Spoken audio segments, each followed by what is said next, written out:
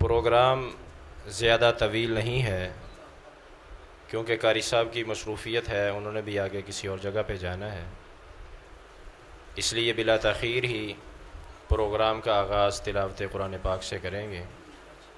तो तिलावत कलाम पाक इलाही के लिए मैं दावत देता हूँ हमारी मस्जिद के इमाम क़ारी रमज़ान अज़ीज़ी साहब हफ़िज़हुल्लाह ताला को, वो आएँ और कुरान मजीद की तिलावत से दिलों को महसूस फरमाएँ। अऊज़ु बिल्लाहि मिनश शैतानिर रजीम।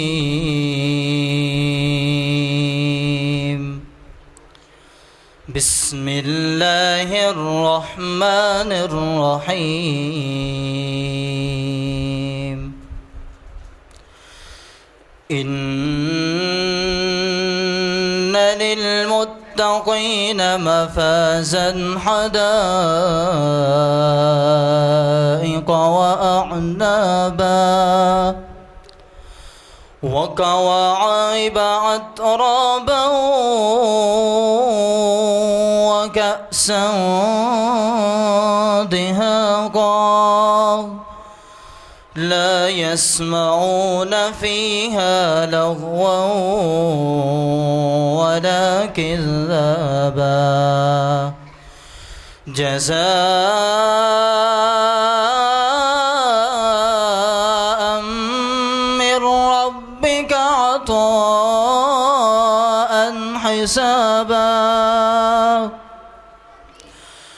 रब्बिस समावाति वल अर्दि वमा बैनहुमा الرحمن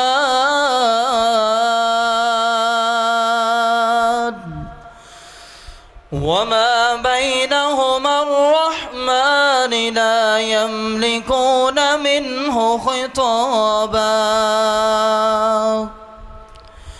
يوم يقوم الروح والملائكة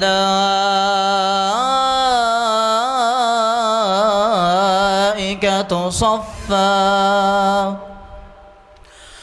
لا يتكلمون إلا من أذن له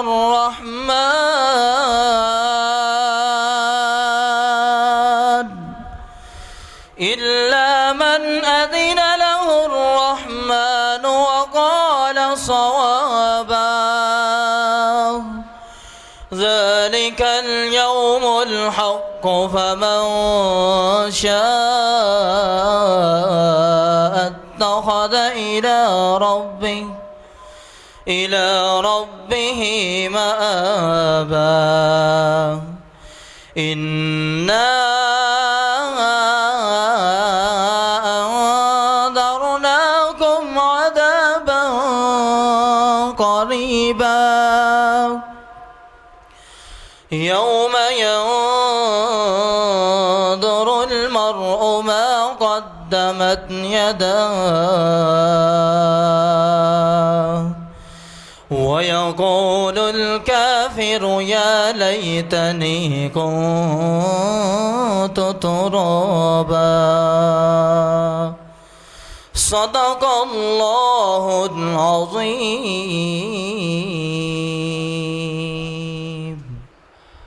जज़ाकुमुल्लाहु खैर।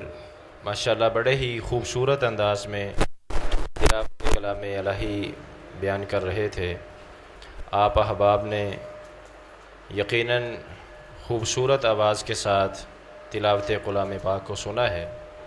ये पीछे कुछ बच्चे शोर कर रहे हैं, ग़ालिबन नीचे भी माएँ बहनें होंगी, तो अमूमन शोर किया जाता है मसाजिद के अंदर। इस हवाले से सिर्फ़ एक हदीस अपने ज़हन में रखें कि हुज़ूर सरवर कायनात सल्लल्लाहु अलैहि वसल्लम का इरशाद गिरामी है। आप अलैहिस्सलाम ने फ़रमाया कि ये मसाजिद जहाँ पे अल्लाह और उसके रसूल की बात की जाती है, चाहे वो मस्जिद ना भी हो, हर वो मजलिस जिस जगह पे अल्लाह और उसके रसूल की बातें की जाती हैं, दीनी मजलिस होती है, कुरान की मजलिस, हदीस की मजलिस है, इन तमाम जगहों के ऊपर इन मजालिस में अल्लाह रब्बुल आलमीन के नूरानी मलाइका जो होते हैं वो हाज़री देते हैं और उस जगह को अल्लाह रब्बुल आलमीन अपनी रहमत की चादर से लपेट हुए होता है। तो ये जगह जो है ये आम जगह नहीं है, یہ بڑی مقدس جگہیں ہیں، اور خصوصاً مسجد تو ویسے ہی بڑی بابرکت اور مقدس جگہ ہے۔ اس جگہ پہ اللہ کے روحانی ملائکہ جب اس کا احترام کرتے ہیں تو انسان کو بھی اس مسجد کا، اس مجلس کا احترام کرنا چاہیے، اور احترام میں سب سے بنیادی چیز آرام سکون سے بیٹھنا اور آنے والے مہمان کی بات کو